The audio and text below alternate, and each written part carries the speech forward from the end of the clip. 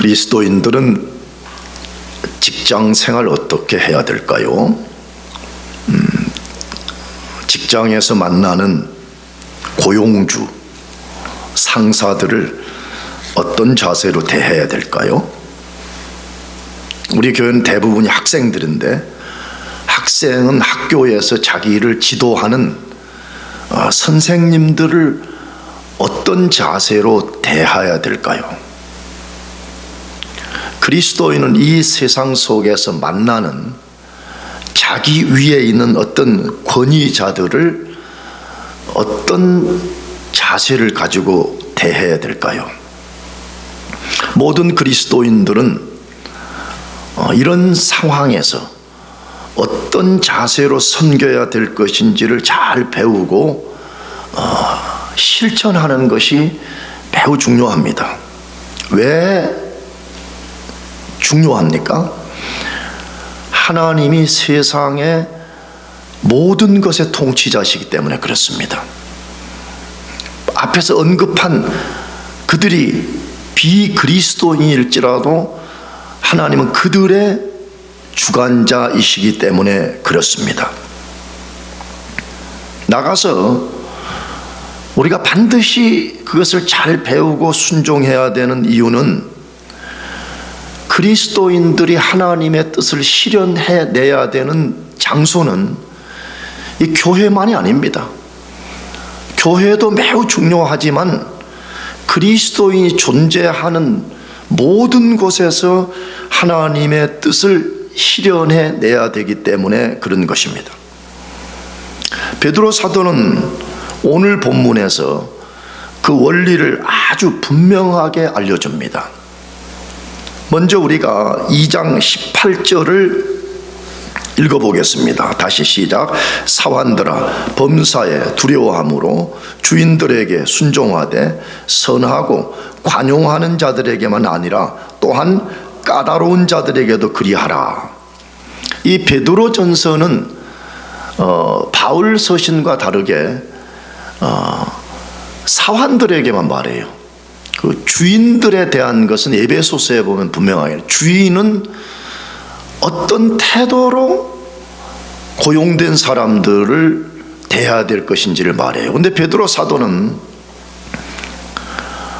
고용된 고용인들에게 지금 말하고 있어요.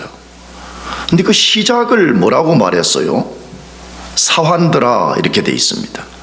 이 사환들이라는 말은 헬라어 단어 때문에 논쟁이 조금 있어요.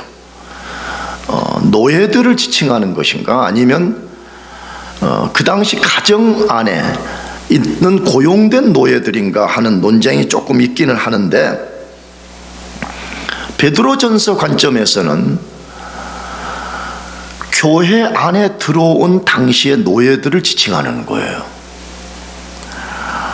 고대 사회는 노예들의 세계라 그렇게 말해도 과언이 아닙니다. 로마의 역사를 봐도 사실은 노예들이 더 많았던 거잖아요. 로마를 지탱하는 것은 노예들이 더 많았던 거예요. 그러므로 고대 세계는 노예들의 세계였습니다. 베드로 전서를 받는 1차 독자들인 소아시아 교회 성도들 대부분도 노예 신분을 가진 사람들이 복음을 듣고 그들이 교회 안으로 들어온 것으로 추정이 됩니다. 그런데 문제는 오늘날 거의 이런 노예들은 존재하지 않습니다. 그러므로 여기 사환들아 하는 이 말은 우리가 특수한 상황이기 때문에 일반화시켜서 적용할 필요가 있는데, 그것이 바로 직장에서 우리가 어떤 태도를 갖고 일할 것인가 하는 거예요. 학교에서 우리가 어떤 자세를 가지고 우리의 선생들을 대할 것인가 하는 것이에요. 조금 더 넓게는 공부 그거 어떻게 해야 되냐는 거예요. 왜 나도 공부 조금 해봤지만 힘들거든요. 근데 성경은 이런 일반 원리를 통해 가지고 우리가 어떤 자세를 가지고 사람들을 대하고 그런 일들을 감당할 것인가 하는 것을 알려줍니다. 베드로 사도는 이런 백그라운드를 가진 1세기 성도들에게 이 문제를 가르쳐야 될 필요성을 느꼈던 것으로 추정됩니다. 다시 말해 이 토픽을 반드시 가르쳐야 되겠구나 하는 필요성을 느꼈다고 말했죠. 왜 그랬을까요? 우리가 지난주에 다루었듯이 예수를 믿고 그리스도인이 되면 완전한 영적 자유를 갖습니다. 아멘이죠. 우리를 얽어맬 수 있는 것은 아무것도 없어요. 우리는 모든 속박으로부터 자유케 되었기 때문에 그렇습니다. 자, 그런데 1세기 이 속박된 노예들이 말이에요, 물리적으로 이 말을 들었을 때 오해할 가능성이 있었습니다. 왜? 우리는 예수 안에 완전히 자유하다 그렇게 말하니까, 야, 그렇다면 이제 우리는 자유인이니까 정치적으로도 사회적으로 우리가 완전한 자유를 선언하자. 우리가 저항을 통해 가지고 우리가 이 속박된 신분에서 벗어나자. 그렇게 저항할 가능성이 있었습니다. 그렇게 오해할 가능성이 있었습니다. 그래서 베드로 사도가 이 문제를 분명하게 규명하기 위해서 이 토픽을 다루었던 것으로 추정이 됩니다. 세 번째로 베드로 사도는 너희들 그 신분을 벗어나기 위해서 봉기, 저항을 통해서 벗어나라고 말하지 않습니다. 우리 같으면 야, 노예 신분 그거 미국 같은 데는 노예 제도를 철폐하지 않았느냐, 그러니까 노예 제도를 없애는 것이 맞지 않냐 이렇게 생각하기 쉬운데, 사도들은 한 곳도 그렇게 말한 곳이 없다는 거예요. 심지어 바울 사도도 베드로 사도와 똑같은 원리를 말했습니다. 그것이 고린도전서 7장 20절에서 24절인데, 각 사람은 부르심을 받은 그 부르심 그대로 지내라. 내가 종으로 있을 때 부르심을 받았느냐? 염려하지 말라. 그러나 내가 자유롭게 될 수 있거든 그것을 이용하라. 주 안에서 부르심을 받은 자는 종이라도 주께 속한 자유인이요, 또 그와 같이 자유인으로 있을 때 부르심을 받은 자는 그리스도의 종이니라. 너희가 값으로 사신 것이니 사람들의 종이 되지 말라. 형제들아, 너희는 각각 부르심을 받은 그대로 하나님과 함께 거하라. 이렇게 되어 있습니다. 성경의 큰 가르침은 뭐냐 그러면, 노예 상태에서 복음을 받아서 영적 자유를 얻었으면 그 노예 상태에서 벗어나게 저항하라 그렇게 말하지 않아요. 내가 할 수만 있다면 그 상황 속에서 다시 노예 신분 그 자체를 가지고 내가 그 속에서 하나님을 섬기라, 그렇게 말씀하고 있습니다. 자, 그러면서 마지막으로 베드로 사도는 방금 읽은 이 본문 말씀을 통해 가지고, 그러면 우리가 그 상황에서 어떤 자세를 가지고 섬기라고 말하냐 이 말이에요. 그 원리를 이렇게 나누어서 말하면 두 가지로 말했습니다. 범사에 두려워함으로 하라 이렇게 되어 있습니다. 근데 이 말은 주인 두려워하라는 말이 아니에요. 착각하면 안 돼요. 왜? 다른 성경에 근거하면 그 원리가 나와 있거든요. 이건 하나님을 두려워하는 중에 섬기라 그 말이에요. 두 번째로는 선하고 관용하는 자들 뿐만 아니라 까다로운 주인에게도 순복하라 이렇게 되어 있습니다. 근데 이게 관용하는 사람은 어렵지 않습니다. 그렇잖아요. 갔더니 내 보스가 그리스도인이야. 근데 굉장히 너그럽고 좋아. 여러분, 그런 사람은 그냥 누구나 다 잘할 수 있어요. 그렇잖아요. 문제는 까다로운 사람입니다. 까탈스러운 사람이죠.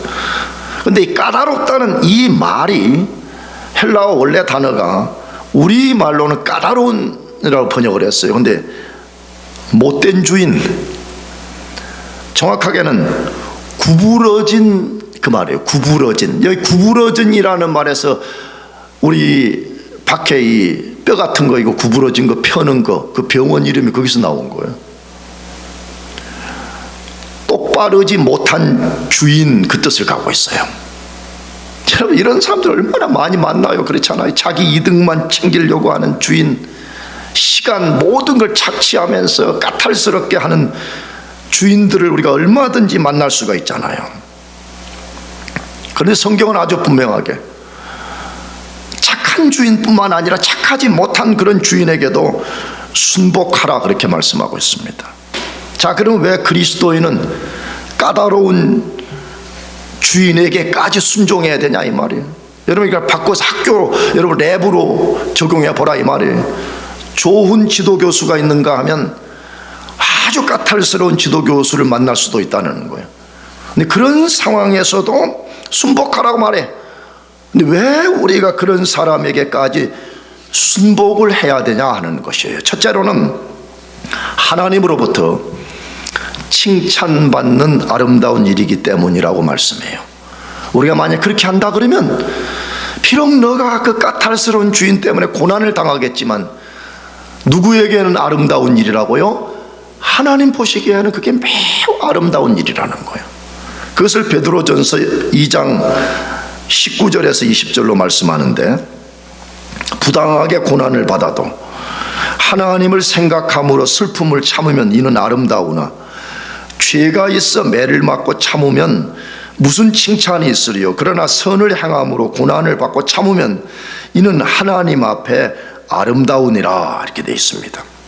이 당시 그리스도인 노예들에게 두 종류의 고난이 있었음을 말씀하고 있는 거죠. 하나는 애매하게 고난받는 거예요. 다시 잘못이 없어요. 잘못 없는데 고난을 당하는 거예요. 주인 잘못인 거죠. 또 하나는 뭐죠? 노예인 그 사람이 죄를 지어서 그 죄값 때문에 고난을 받는 경우를 말합니다. 이 두 경우는 오늘 우리들이 직장과 학교에서 얼마든지 만날 수 있는 상황입니다.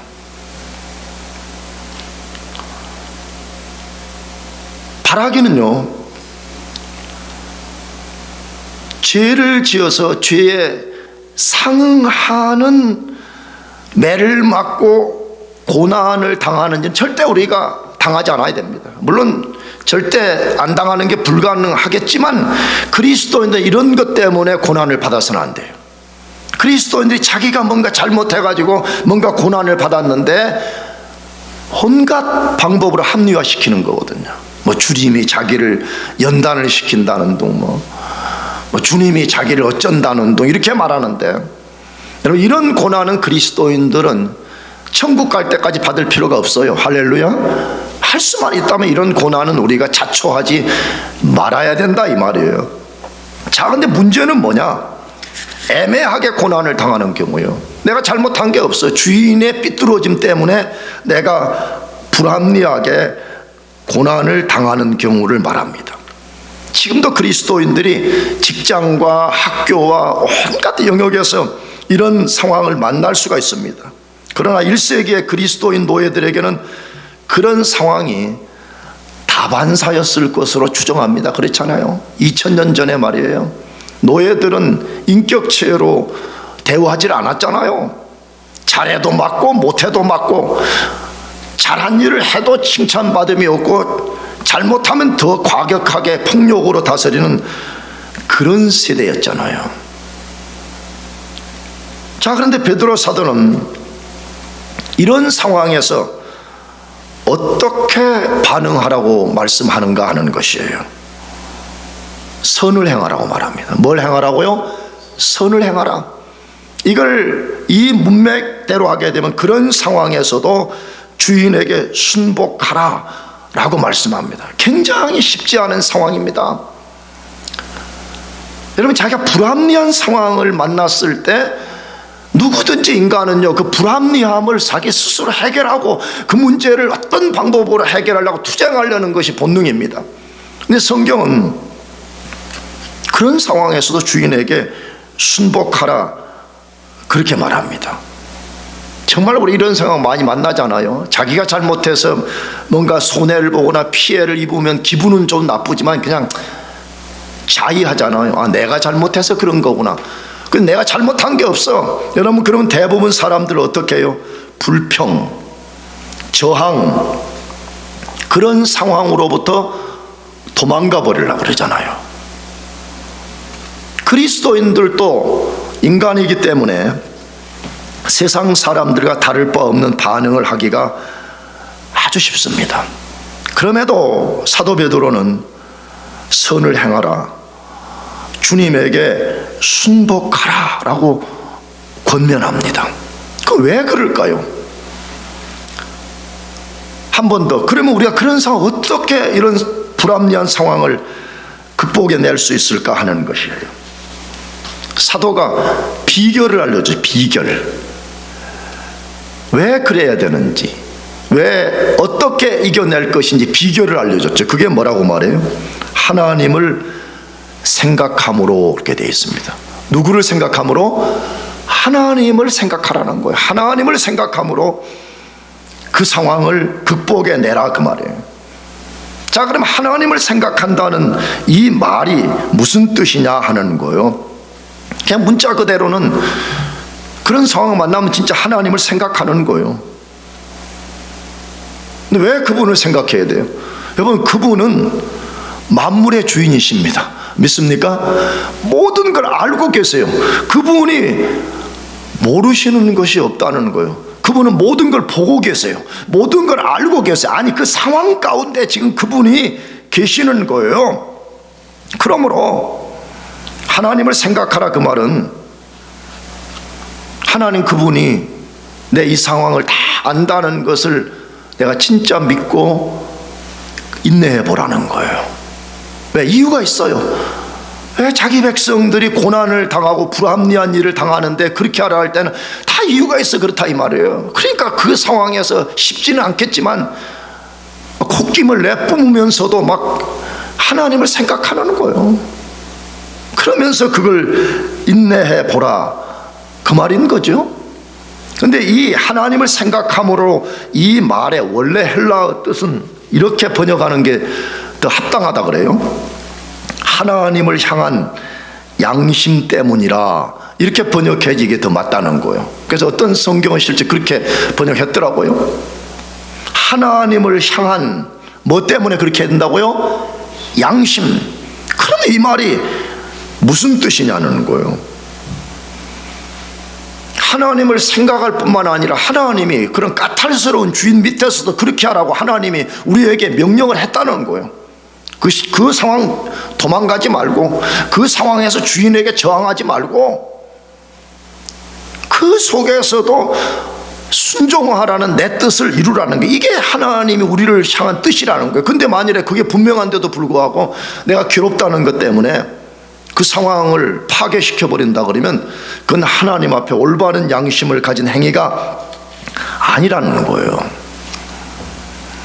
자, 근데 아까도 말씀드렸죠. 이런 상황에 나도 여러분도 저항하지 않고 순복하는 거 결코 쉬운 일이 아닙니다. 우리는 어떤 방식을 취하든지 간에 자기 옳음을 증명하려고 하는 것이 우리의 본능입니다. 근데 성경은 아니라고 말해요. 성경 그렇게 하지 말고 하나님께 맡기라 그렇게 말해요. 하나님을 생각하면서 이겨내라고 말해요. 그러면 베드로 사도는 만일 우리가 그렇게 한다 그러면 어떤 결과가 주어질 것이라고 말해요. 뭐라고 말했어요? 하나님 앞에서 아름답게 된다고 2번이나 반복을 해요. 나가서 2번을 반복하는 중에 한 번은 그걸 칭찬으로 바꾸어요. 하나님 앞에 아름다운 행위다 그렇게 말해놓고 바꾸어서 말할 때는 너희가 만약 그렇게 한다면 하나님으로부터 칭찬을 받게 될 것이다, 그 말이죠. 여러분, 이 말을 다른 말로 바꾸면 뭐예요? 너희 통해서 하나님의 영광을 받게 되고 하나님으로부터 너희가 받는 상이 있을 거라는 거예요. 여러분, 이게 그리스도인들의 비밀인 거잖아요. 왜? 그리스도인들의 진짜 주인은 눈에 보이는 사람이 아니에요. 그리스도의 진짜 주인은 하나님이에요. 믿습니까? 그러므로 하나님께로부터 오는 무엇인가가 분명히 있다는 거예요. 그런데 오늘날 안타까운 것은 이 젊은 그리스도인들이 직장을 선택하는 거 보게 되면 때로 안타까움이 좀 있어요. 충분히 인간적으로 이해가 됩니다. 좋은 직장만을 원해요. 나가서 크리스찬 CEO가 있기를 원해요. 근데 여러분, 내가 볼 때는 꼭 그런 것 같지도 않아요. 그게 좋아 보이는 것 같지도 않아요. 그리고 조금 불신자들이 경영하는 직장이라 그러면 조금 다니다가 마음에 안 든다고 쉽게 갈등하고 뛰쳐나가 버리고, 여러분 그런 결과는 뭐예요? 흔히 말하는 간증이 없는 거죠. 뭐가 없어요? 간증. 다시 말하면 직장 속에 역사하시는 하나님, 내가 그 까탈스러운 주인 밑에서 내가 하나님 말씀에 순복했더니 하나님이 어떤 역사를 펼쳤는가에 대한 간증이 없는 시대가 되어버린 거예요. 다 자기가 잘해서 된 것으로 되어버린 시대가 된 거잖아요. 근데 여러분 성경을 우리가 반추해 봅시다. 성경의 위대한 하나님의 사람들이 크리스찬 CEO들 밑에 있었는가 하는 거죠. 내가 볼 때는 아니에요. 우리가 가장 리스펙하는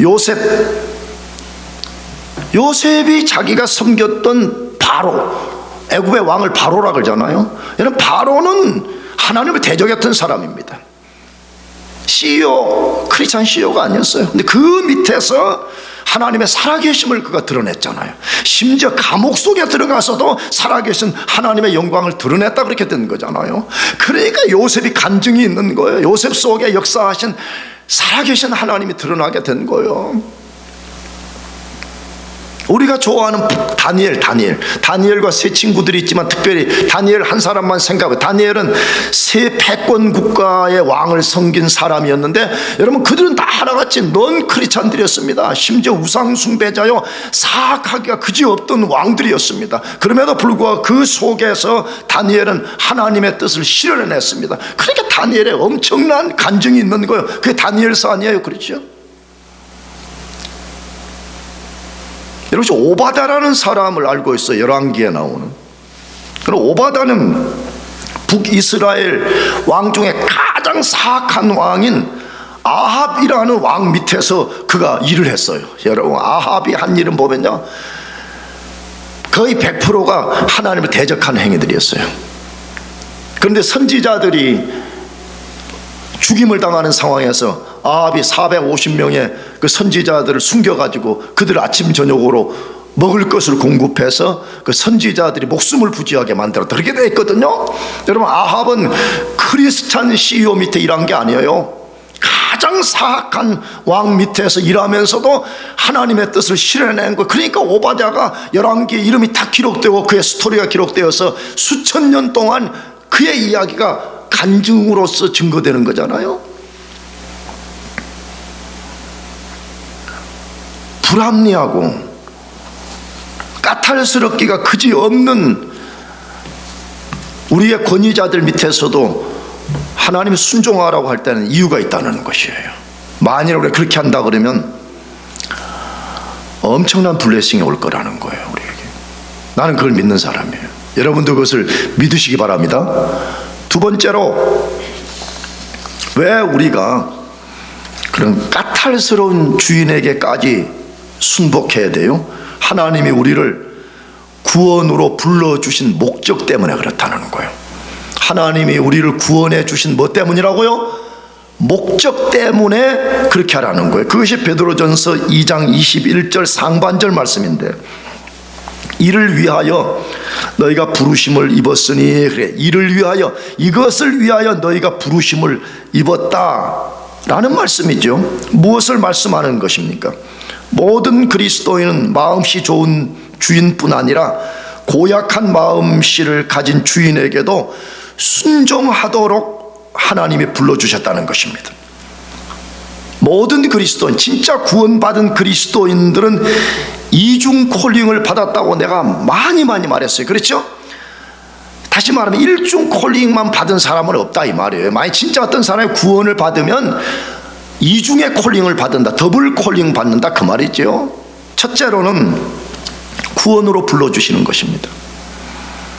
하나님이 우리를 죄 가운데 있는 상태에서 불러주지 아니하시면 어떤 사람도 구원받을 수가 없어요. 여러분 착각하면 안 됩니다. 자꾸 그 알미니안주의적 관점에서 우리가 무엇을 선택을 잘했기 때문에 우리가 구원을 받은 것처럼 말하지만 성경은 분명히 아니라고 말하거든요. 우리는 하나님을 찾을 수가 없는 존재라고 로마서 3장에 말씀하고 있잖아요. 그러므로 죄 가운데 꽉 매여서 죄의 사슬에 매여 있는 우리를 하나님이 그의 유효적 부르심을 통해서 우리를 불러주셨기 때문에 우리가 예수를 믿어서 구원을 받게 된 것입니다. 그러므로 여러분이 진짜 예수가 여러분의 구주이신 것이 믿어진다면 그건 여러분의 능력 때문에 된 것이 아니라 하나님이 신비한 방법으로 여러분을 콜링해 주셨기 때문임을 믿으시기 바랍니다. 그런데 하나님이 우리를 구원으로 불러주실 때 반드시 또 하나의 부르심이 있는데 그건 사명으로의 부르심인 것입니다. 다시 말 하나님이 나를 죄에서 구원해 주신 목적이 있다는 거예요. 그건 뭐냐? 사명 감당하라는 거예요. 이 없는 사람이 없어요. 진짜 구원받은 모두가 그 사명이 있는 거예요. 쉽게 말하면 목사는 목사 노릇 똑바로 하라는 거예요. 직장인은 직장 안에서 하나님이 주신 그 뜻을 실현해내라는 거예요. 1세기 당시에 노예들은 비록 너희들이 노예로서 신분적으로 환경적으로 고통스럽겠지만 그 노예 상황 속에서도 너희들이 하나님의 뜻을 실현해내라는 거예요. 학생도 마찬가지 아니에요? 난 사실 그 설교를 한 번도 한 적은 없는데 여러분 공부 속에 하나님의 뜻이 들어있어요. 그러니까 우리가 공부를 열심히 하고 연구를 열심히 해서 좋은 직장을 자꾸 우리는 잡는 것만 목표를 두는데 사실은 그리스도인들의 목표는 1차적으로 거기에 있지 않아요. 그리스도인은 자기가 연구하는 학문 속에 들어있는 하나님의 비밀을 드러내는 것이 1차적인 뜻이에요. 그 속에서 학생은 공부로서 아니면 자기를 지도하는 교수에게 순종하는 것을 통해서 자기 사명을 다하라 그렇게 말씀하는 것이에요. 근데 하나님이 모든 그리스도인에게는 이 이중의 콜링을 주셨다고 반복해서 말해. 근데 그 중에 베드로 전서만 해도 반복해서 말해. 베드로전서 1장 15절에 오직 너희를 부르신 거룩한 자처럼 너희도 모든 행실에서 뭐하는 자가 되라? 거룩한 자가 되라. 그러니까 이 말은 뭐예요? 그 거룩한 자가 우리를 구원으로 불러줬어. 구원 받았어. 그럼 뭐래요? 모든 행실이니까 교회 안이든 교회 밖이든 직장이든 학교든 이 모든 것 속에서 그분처럼 거룩한 행실을 드러내라. 이중 콜링이죠. 그렇잖아요.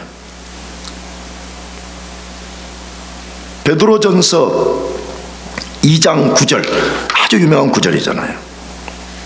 그러나 너희는 택하신 족속이요 왕같은 제사장들의 거룩한 나라요 그의 소유가 된 백성이니 이는 너희를 어두운 데서 불러내어 그의 기이한 빛에 들어가게 하신 이의 아름다운 덕을 선포하게 하심이라. 하나님이 우리를 불러내서 왕같은 제사장을 삼아줬다는 거예요. 근데 왜 우리를 그렇게 만들어줬냐 할 때 너희를 그렇게 만들어주신 그 하나님의 아름다운 덕을 이 세상에 선포하라는 거죠. 그러면 그 아름다운 덕이 뭐예요? 그 본문에서는 선행이지요. 뭐라고요? 선한 행실을 하는 거예요. 선한 행실. 선한 행실을 하는 것이 얼마나 중요한지 모릅니다. 그리스도인은 사실 어떻게 보면 이 전쟁을 하는 거죠. 왜? 이 세대의 사람들은 선행과 아무런 관계가 없는 그런 일들을 겁없이 일으키자는 거잖아요. 근데 그리스도인들은 세상 사람들이 그렇게 하든 말든 상관없이 우리는 하나님의 말씀에 순종해서 우리의 콜링 중에 하나는 어떤 상황에서든 선행을 드러내라는 거예요.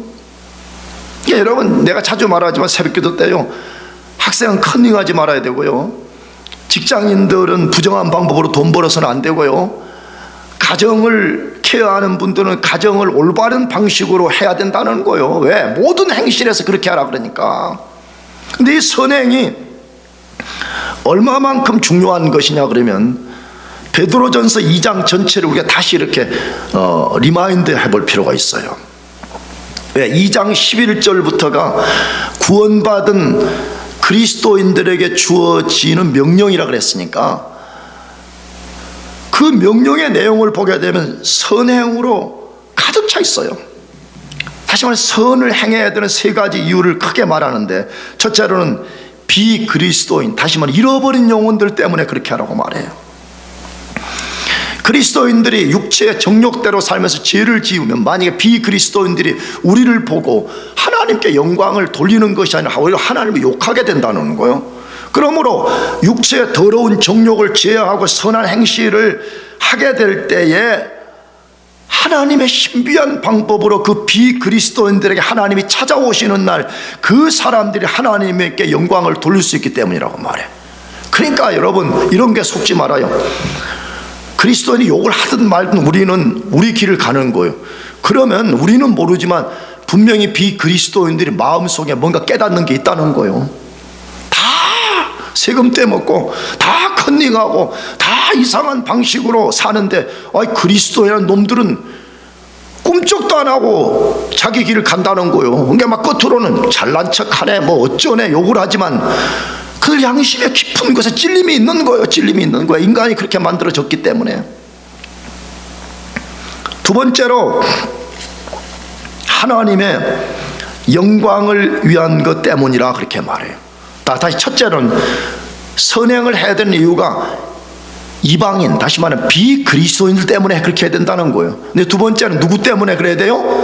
하나님의 영광을. 우리가 지난주에 다뤘잖아요. 우리가 만약 그렇게 한다 그러면 하나님이 영광을 받으신다는 거예요. 세 번째, 오늘 본문의 이야기는 뭐예요? 까다로운 주인을 만났어. 그 속에서 하나님의 뜻을 실현해내. 그러면 결국 그것이 자기의 유익이 된다는 거예요. 뭐 때문에 자기 유익이 돼요? 여러분, 소극적으로는요, 자기 죽임이 일어나는 거예요. 여러분, 사람은요, 평안하고 상황이 좋은 때는요, 자기 죽임이라는 건 안 죽여도 돼요. 너무 상황이 좋은데 뭐 자기 죽임이라는 게 뭐가 필요하냐 말이야. 그런데 와, 진짜 뼈가 뒤틀려진 것처럼 그런 주인 만나면 매 순간이 고통스러운 거잖아요. 근데 그 속에서 하나님을 생각하게 될 때 자기 죽임이 일어나는 거잖아요. 그잖아요. 자기 죽임이 고통 속에 일어나는 거예요. 자기 죽임이.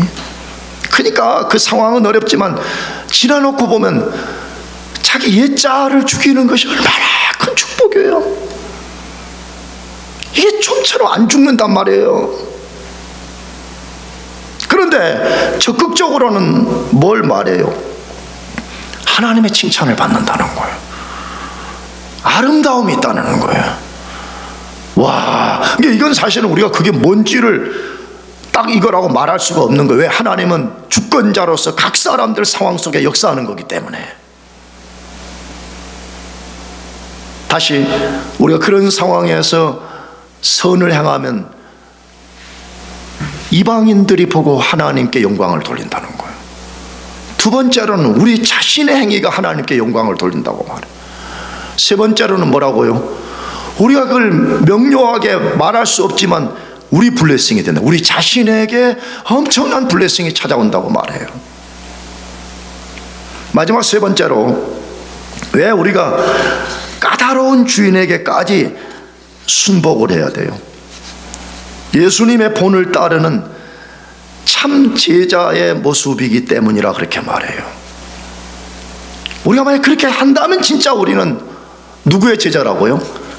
예수님의 제자라는 것을 증명한다고 말이에요. 그것을 2장 21절에서 말씀하는데, 이를 위하여 너희가 부르심을 받았으니 그리스도도 너희를 위하여 고난을 받으사 너희에게 본을 끼쳐 그 자취를 따라오게 하려 하셨느니라, 이렇게 되어 있습니다. 왜 그리스도인들이 까다로운 주인으로부터 불의한 일을 당할 때도 오래 참고 인내해야 되는지를 명료하게 알려줍니다. 어떻게 이것을 극복할 것인지에 대한 아주 귀한 비밀을 우리들에게 알려줍니다. 여러분, 그 이유가 뭐라고요? 다시, 그리스도도 너희를 위하여 고난을 받으사 너희에게 본을 끼쳐 그 자취를 따라오게 하려 하셨느니라 라고 되어 있습니다. 여러분, 예수님은 고귀한 하나님의 아들이며 하나님이십니다. 믿으시죠? 근데 그분이 이 땅에 오셔서 셀 수 없는 고난을 받았습니다. 그냥 십자가에서 받은 것이 아니고 십자가는 극치인 거지만 온갖 고난을 당하셨습니다. 근데 그분이 왜 십자가에서 죽음으로써 생을 마쳤어요? 우리 알잖아요.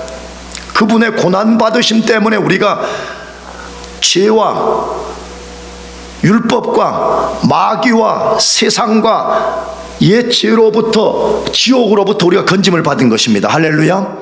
이것이 예수가 고난을 받은 궁극적 이유와 목적인 거죠. 근데 사도 베드로는 예수님이 그런 고난을 받으신 또 다른 이유와 목적이 있다는 거예요. 그것을 뭐라고 말했어요? 너희에게 본을 끼쳐 그 자치를 따라오게 하려 함이라, 그렇게 됐다는 거예요. 그러니까 예수의 죽음은 대속적 죽음뿐만 아니라 한편에서는 우리에게 어떤 본을 보여줘서 너희가 그 본을 본받고 한 발자국 한 발자국 내가 갔던 그 길을 따라오도록 하기 위해서 그렇게 했다, 그 말이죠. 그러면 예수님이 보여주신 본이 뭐냐, 그분이 무슨 롤모델이 되어줬냐 하는 것이에요. 22절 23절 그는 죄를 범하지 아니하시고 그 입에 거짓도 없으시며 욕을 당하시되 맞대어 욕하지 아니하시고 고난을 당하시되 위협하지 아니하시고 오직 공의로 심판하시는 이에게 부탁하시며, 그렇게 되어 있습니다. 이 말씀 안에도 우리가 관찰해야 될 내용이 많죠. 그런데 이걸 정리해서 말하면 이 땅에 계신 동안에 예수님은 죄가 없으셨을 뿐만 아니라 죄를 지은 적도 없다는 거예요, 예수님이요. 그런데 그분이 애매하게 고난받았다는 거예요. 지금 그 말 하고 싶은 거예요. 다시 말하면 자기 잘못이 하나도 없는데 고난을 받으셨다는 거예요. 근데 그 상황에서 예수님은 그러면 어떻게 반응했냐는 거예요. 이게 우리가 본받아야 될 본이라는 거죠. 첫째, 불평하거나 저항하지 않았다는 거예요. 불평하거나 뭐 하지 않았어요? 저항하지 않았다고 말해요. 여러분, 이걸 우리가 배워내야 된다는 거예요. 나도 여러분들 이걸 배워냅시다. 아멘.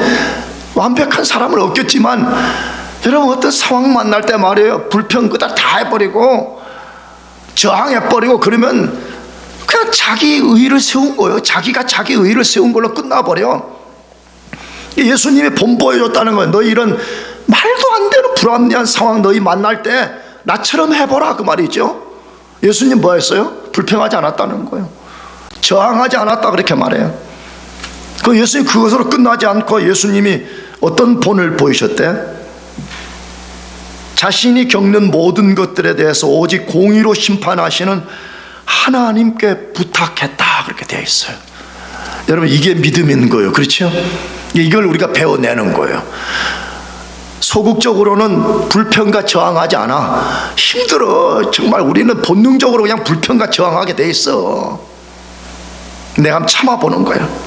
참는 것으로 끝나지 않고 그 상황을 정확하게 알고 계시고 공의로 심판하시는 하나님께 예수님처럼 부탁을 하는 거예요. 근데 예수님 왜 그러셨어요? 하나님은 정확하다는 거예요. 하나님의 공의는 조금 더 치우침이 없고 완벽한 타임에 완벽하게 그 공의를 실현하시는 분이라는 거예요. 그래서 자기 상황을 하나님께 이렇게 부탁을 드린 거예요. 아버지, 이 상황을 아버지께서 컨트롤해 주십시오. 심판해 주십시오. 근데 우리 잘 못해요, 그거. 왜 못해요? 왜 인내하지 못해요? 믿음 없어서 그런 거예요. 그래서 최근에 우리가 읽은 이사야서 말씀에 보면요, 그럼 우리가 삶의 위기가 찾아올 때 당대 북이스라엘과 남유다 백성들처럼 세상과 세상 사람 의지하지 않고 눈에 보이지 않는 그 하나님만 어떻게 우리가 끝까지 신뢰할 수 있냐라고 말할 때 믿음으로만 가능하다고 말해요. 뭘로만? 믿음으로. 그러니까 믿음이 있는 사람만이 인내가 가능하다는 거예요. 믿음이 있는 사람만이 불평과 저항하지 않고 그 상황을 하나님께 맡길 수가 있다는 거예요. 우리 보고 그걸 해보라는 거예요. 왜? 이 본이라는 말, 본, 예수님이 본을 보이셨다, 이 말은 원래 뭐 이 말도 그냥 우리 다 이해가 돼요. 근데 헬라어 단어는 원래 재생해 내는 글씨나 그림을 표현하는 뜻이에요. 누가 여기다가 글을 하나 써, 여기다가 장부안 쓰면 또 누가 이렇게 흉내를 한번 내봐, 장부안, 이렇게 그런 식으로. 근데 요즘 우리 젊은이들이 많이 쓰는 용어를 하면 뭐예요? 컨트롤 V, 알죠? 지영이 알지? 컨트롤 뭐라고? V. 카피해서 그대로 갖다 딱 붙인다 이 말이에요. 예수님이 먼저 탁 이렇게 하나 만드셨어. 그거는 컨트롤 카피해서 컨트롤 V. 우리 그렇게 해보라 이 말이에요. 여러분 그렇게 할 때 우리가 예수의 제자인 것을 증거하게 된다는 거예요. 여러분 예수님의 제자는 누구예요? 먼저 이것부터 정의해 봅시다. 그리스도인과 제자는 다른 사람이 아니에요. 성경은 그리스도인을 다른 말로 그리스도의 제자라고 불러요. 누가 진짜 참 그리스도의 제자예요? 그리스도의 본을 따라가는 사람이에요. 때로 넘어질 수도 있어요. 때로 실패할 수도 있어요. 그러나 우리가 다시 일어나서 그리스도가 가신 그 길을 한 발자국 한 발자국 우리가 따라가게 될 때 그 사람이 진짜 그리스도의 제자가 된다라고 말하는 것이에요. 사랑하는 교회 여러분, 신앙생활은 예배당 안에서만 하는 거 아니에요. 어떻게 보면 예배당이 아니에요. 본질적인 그 예배당 밖에서 하는 거예요. 여기서는 예배당 밖에서 그걸 잘하기 위해서 우리가 다시 새 힘을 얻는 것이고 다시 우리가 이론적인 원리를 다시 듣는 거죠. 그러므로 우리가 이 말씀 들었으니까 이제 교회 밖에 나가서 해봅시다. 이제 학교에 가서 정말 꼰대 같은 교수 만나서 어떻게 할 것인지, 그냥 랩만 나오자마자 그냥 불평 쏟고 그냥 어떻게든 빨리 떠나겠다고 그냥 인생 계획만 세우고 그렇게 하지 말고 직장 등뼈가 휘어져 버린 것처럼 뒤틀린 주인 앞에서도 내가 한번 해보는 거예요. 하나님을 생각함으로써. 그럴 때 하나님이 어떤 역사를 펼치시는가. 그래서 만에 하나 우리가 다시 성경을 쓴다 그럴 때 우리가 또 다른 주인공이 돼봤으면 좋겠어요. 제2의 요셉, 제2의 다니엘, 제2의 오바자 같은 그런 사람들 말이에요.